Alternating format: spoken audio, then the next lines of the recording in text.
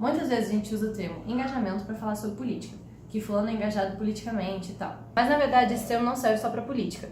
Então, eu aqui no Rio, no meu estágio, e o Léo lá em Niterói, no estágio dele, resolvemos perguntar para algumas pessoas o que é engajamento.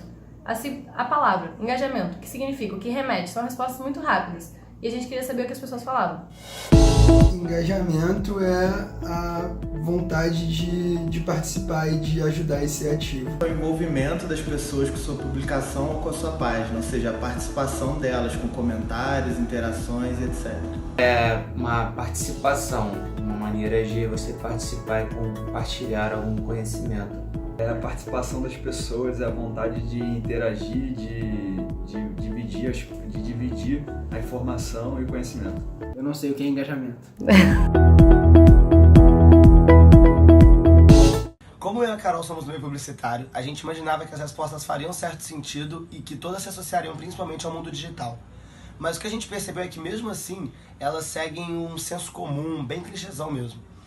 As pessoas até sabem a definição de engajamento, mas aí elas não entram muito nos seus fundamentos e nos seus tipos. Você sabia, por exemplo, que tem como você medir o seu engajamento? Nesse vídeo a gente vai falar tudo sobre o assunto, a gente vai ensinar você a provocar maior interesse do público e aumentar também a troca no seu canal do YouTube. Quando a gente fala de engajamento, a gente está falando sobre qualquer tipo de interação. Engana-se quem acha que é só coisa boa. Muito pelo contrário. Nesse sentido, a gente fala do engajamento como resistência, que foi basicamente como as pessoas começaram a interagir e ter um tipo de engajamento com as produções.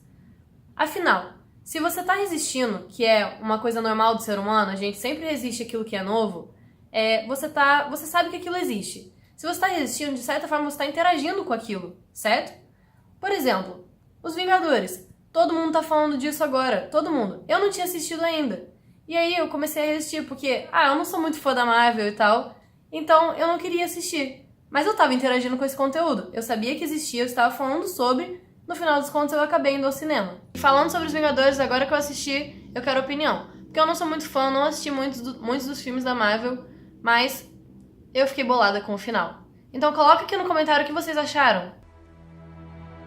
I like this one. Saindo um pouco do engajamento como resistência, a gente parte para o engajamento como empoderamento.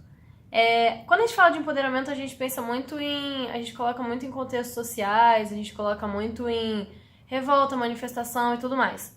Mas empoderamento basicamente é dar poder, é ter poder. Então, quando a gente coloca isso como engajamento, a gente está colocando aquelas pessoas que sabem do que estão falando, que realmente entram naquilo, aquelas que interagem, aquelas que vivem aquilo. Então elas não simplesmente assistem ao filme. Elas querem saber como foi produzido, quem produziu, aonde foi produzido. A pessoa realmente vive aquilo ali. Então, nesse sentido, as pessoas que são empoderadas, elas têm o poder tanto de elogiar mais, de ficar mais feliz com aquilo, de sentir mais, como de criticar mais também. Porque elas sabem mais daquilo que elas estão falando, sabe? E por último, a gente vai falar sobre engajamento como participação, que é o que todo mundo conhece, acho que eu não preciso nem falar muita coisa, né?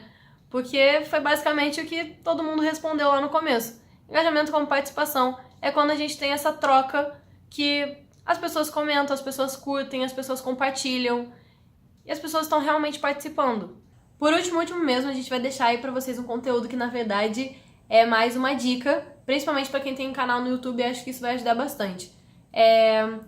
Que é o YouTube Data Tools, que pra quem conhece um pouquinho de ferramentas, ele tem umas funções parecidas com o Analytics, que também é da Google.